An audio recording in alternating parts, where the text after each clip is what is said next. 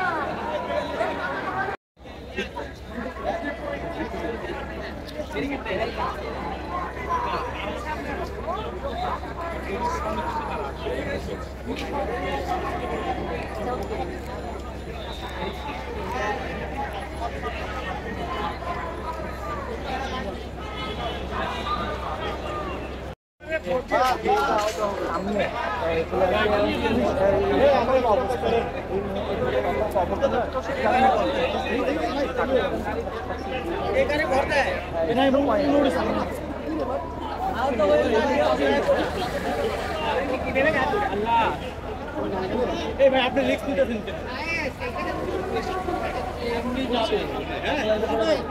আমি